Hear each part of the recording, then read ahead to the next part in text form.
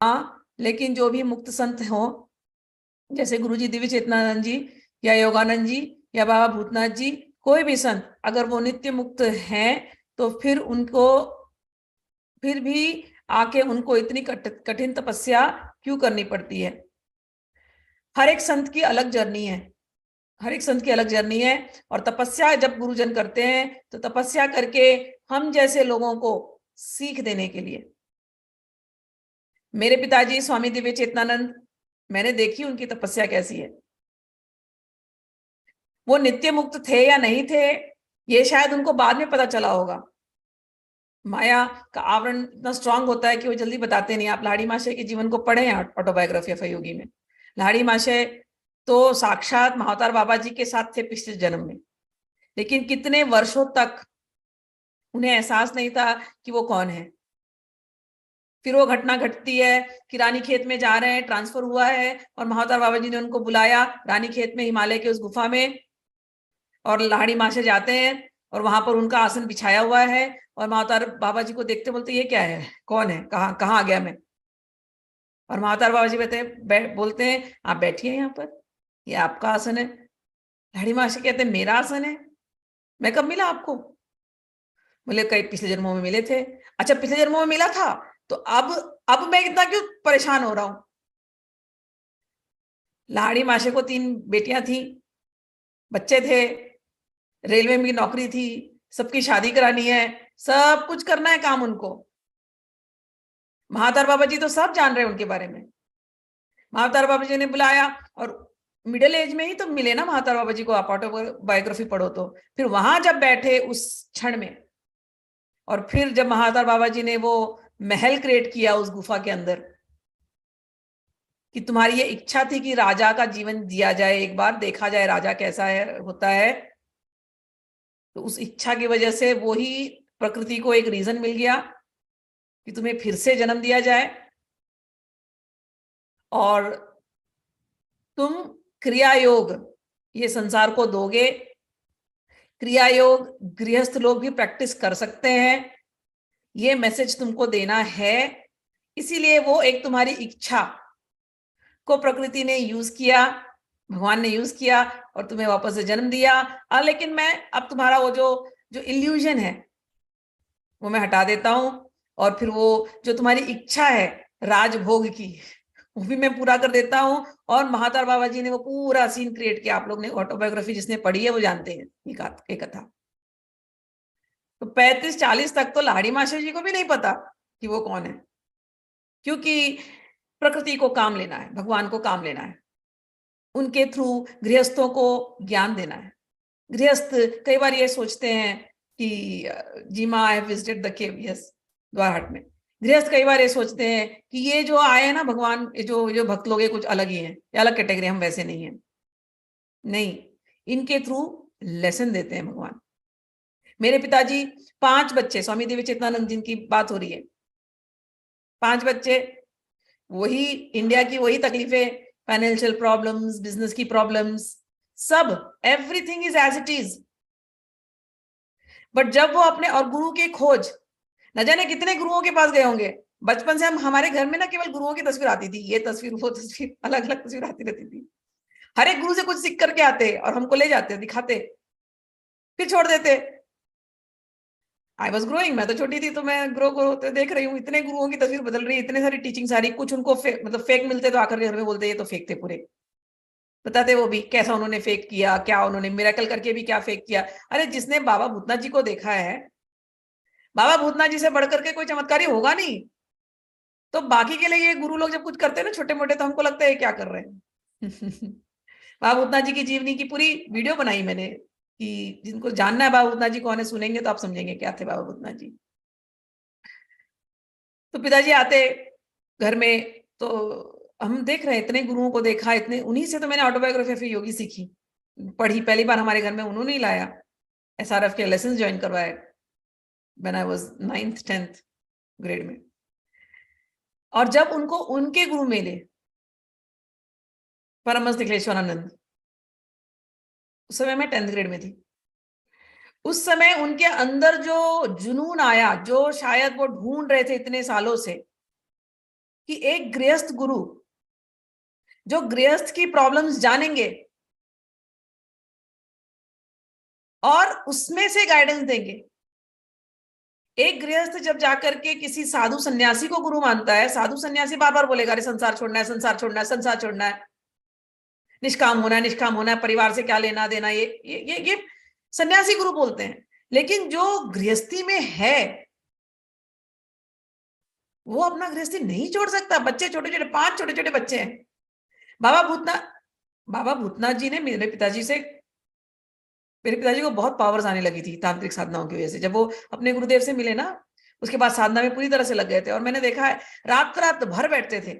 उनके जैसा मैंने किसी को देखा नहीं है साधना में, इतने closely I have watched as a daughter. I am saying, सब सो जाएंगे, 10-11 बजे हमारे यहाँ भोजन करके हो जाते थे, हम लेटते थे, फिर हमेशा मुझे बुलाते थे, आ रिंकू। फिर मैं जाती थी, मुझे भी बहुत क्यूरियोसिटी होती थी, बहुत क्वेश्चंस होते थे मुझे, तो मैं पूछती रहती थी और वो मुझे सिखाते रहते थे। 11-12 बजे के बाद, अच्छा रिंकू अब जाओ, तुम सो जाओ। फिर मैं गई सोने। फिर पापा हमारे रूम में आते थे क्योंकि मंदिर हमारे रूम में था। फिर पापा आते करीब 12:30 के आसपास, बैठे रहते ध्यान करने को 2:30-3 बजे तक। मैं 3-3:30 बजे मेरी आंख खुलती, पापा अभी भी बैठे हैं, हल्का सा दिया लगा है। मंदिर मेरे रूम में था, मैं और दादी साथ सोते थे। 2:30-3:30 बजे, 4 बजे को फिर उठते, फिर अपने रूम में जाते, फिर सुबह जो भी जितनी देर आराम करते। एंड ये दिनचर्या, ये जो मैं आपको बता रही हूँ, ये हमेशा थी till the end of his life. केवल लास्ट में वो बेड रिडन हुए, बस, दैट्स ऑल। हम लोग मैंने अयप्पा मंदिर में पूरी डॉक्यूमेंट्री बनाई पिताजी के ऊपर, जहां मैं, मेरी वाणी है, पापा तो नहीं थे उसमें। तो उस वो जो ऐसा घनघोर जंगल था अयप्पा मंदिर बॉम्बे में, कोई नहीं जाता पहाड़ों पर, मेरे पिताजी जाते थे, हमको भी ले जाते थे, हम छोटे छोटे बच्चे। पहाड़ों में आपको बताऊं, रात एक दिन तो ऐसा हो गया, काली अंधेरी रात थी, काली अमावस्या थी, और पिताजी के जो गुरु थे परमहंस निखिलेश्वरानंद, उन्होंने पापा को कोई साधना बोली थी कि ये साधना तुमको करनी है। और बॉम्बे में बारिश आ रही है, और बॉम्बे की बारिश ऐसी आती कि पूरा ट्रैफिक बंद हो जाएगा। तो मम्मी मेरी कह रही है 8:30 बजने लगा शाम का, क्योंकि सैटरडे नाइट हम साधना करते थे। तो सैटरडे नाइट पापा बोल रहे अब तो मैं जाऊंगा अयप्पा मंदिर। मम्मी डांट रही हैं, अरे अयप्पा मंदिर कहाँ जाओगे, बारिश इतनी है और कोई आने वाले नहीं आपके गुरु भाई। पापा बोले वो आए या ना आए, मुझे गुरुदेव ने कह दिया है ये रात मिस नहीं करनी है, ये साधना करना है। गुरुदेव रह रहे जोधपुर में, मुझे ये साधना करनी है, मैं तो जाऊंगा। मैं देख रही हूँ मम्मी पापा का झगड़ा हो रहा है। मैं भी सोच रही हूँ ये बारिश में कहाँ जाना चाहते हैं। No, he had to go. तो मम्मी बोली मैं भी आऊंगी, अकेले नहीं जाओगे। उस पहाड़ पर मैं, हम बच्चे, और हम 5 बच्चे थे ना, मैंने कहा मैं बड़ी थी, मेरे बाद मेरा भाई, और उसके बाद मेरी 3 बहनें, और the youngest one was I think 1 year और ओल्ड और सो, गोदी में थी वो। सबको लेकर के हमारे पास टाटा सुमो थी, टाटा सुमो निकाल करके हम लोग फिर गए। रात भर हम पहाड़ में बैठे साधना के लिए, कोई नहीं आया था गुरु भाई, और बारिश से टप टप टप गिर रही है, जंगल है वो पहाड़ के ऊपर, और वहां ऐसे बड़े बड़े कीड़े आ रहे हैं। मम्मी ने वहीं चादर बिछाया, कंबल बिछाया, बच्चे लोग सो गए, मैं तो पापा के साथ लगी थी पूरी रात साधना में। और बारिश में सांप निकल करके आ रहे हैं वहां से, अंधेरी रात, मतलब पिच डार्क अंधेरा, काली अमावस्या का रात, आप सोच सकते हैं अमावस की रात है पहाड़ के ऊपर, बारिश में। और वो आकर के, सांप आकर के हमारे बाजू से जा रहा है, मैं देख रही हूँ, 2 मिनट के डर रही हूँ। पापा बोलते बैठ बैठ, कुछ नहीं होगा, टेंशन मत ले, शिव जी का है वो, वासुकी नाग है, ऐसे बोलते थे। अब हम बैठे अपने माला जप रहे हैं, गुरुदेव है ना, कुछ नहीं होगा, चिंता नहीं कर, कर। हम माला कर रहे हैं, सांप जाकर के बाजू में से रेंग करके गया है, क्योंकि सांप वहां इसलिए आया, बारिश आ रही थी तो उसको शायद गर्मी चाहिए, तो वहां आसन लगा था, उस पर आकर के बैठा है वो। ये मतलब, ये जब मैंने बचपन में जब सीखा, आई एम टेलिंग यू, मैंने अपने आंखों से देखा और एक्सपीरियंस किया। I am very young that time, 17-18-19 की होंगी मैं, उससे ज्यादा नहीं होगी मेरी उम्र। और फिर जब मैं अमेरिका आई, मैं यहाँ अकेली थी साधना में, भीड़ नहीं, कुछ नहीं, पिताजी भी नहीं। लेकिन जब मैंने रात्रि साधना कंटिन्यू रखी कितने सालों, और कभी नींद, मेरे बच्चे हो गए थे, छोटा बच्चा था मेरा, गोद में था, लेकिन अगर सोच लिया है साधना करने, जैसे गणेश जी का मंत्र करना है, अगर 10 दिन में, गणेश उत्सव में 10 दिन होता है तो मैंने 4 लाख का मंत्र जपना होता था मुझे, कितनी बार किया है साधना रिपीट। तो सोना नहीं है, तो रात को नींद आती थी, क्योंकि दिन भर बच्चे संभाले, सास ससुर है घर के अंदर, खाना बनाया, सबको खिलाया पिलाया, स्मॉल बेबी, कितना काम होता है, लेकिन साधना करनी है।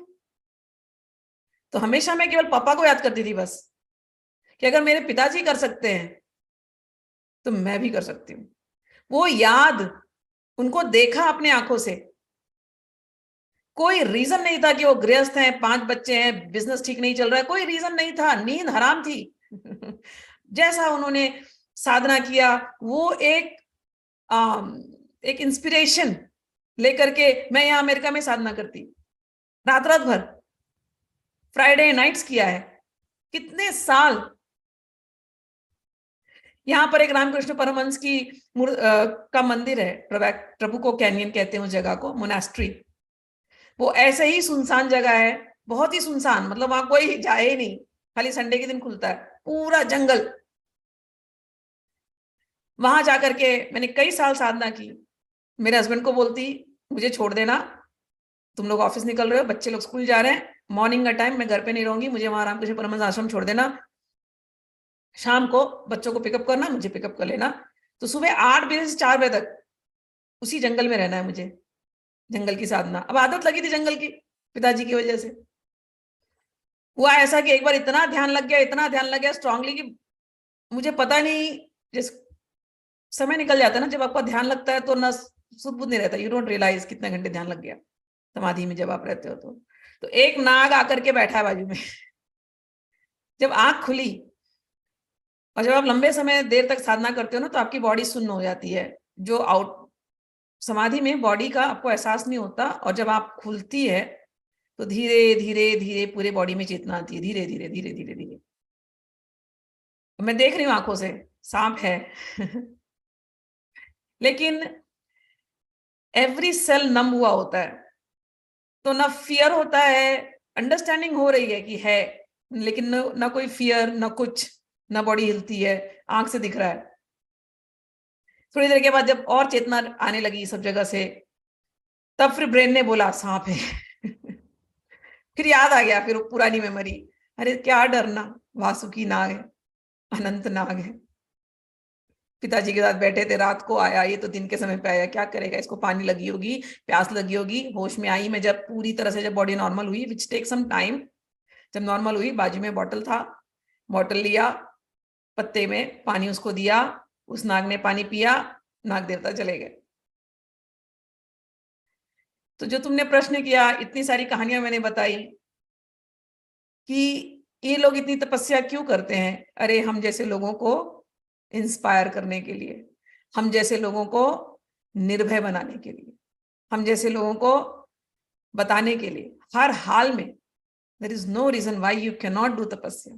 हर हाल में आप उस मुक्ति की अवस्था, उस परम अवस्था को प्राप्त कर सकते हो, ये हमको बताने के लिए। समझ में आई बात। और माया का खेल है, कितने दिन माया इग्नोरेंस में रखेगी, नित्य मुक्त को भी वो माया को ही पता है। क्योंकि लेकिन जिस दिन वो अवेयरनेस आ जाती है, जिस दिन वो रियलाइजेशन हो जाता है, और देते हैं रियलाइजेशन भगवान कि हमारा असली स्वरूप क्या है, हम क्यों आए हैं, तो सब बातें समझ में आती है, उस नित्य मुक्त आत्मा को समझ में आ जाती है। बट थोड़ी देर हो सकता है मुक्त आत्मा को भी माया ने थोड़ा सा ऐसे कवर अप करके रखा हुआ है, क्योंकि भगवान को उनसे कुछ काम लेना है।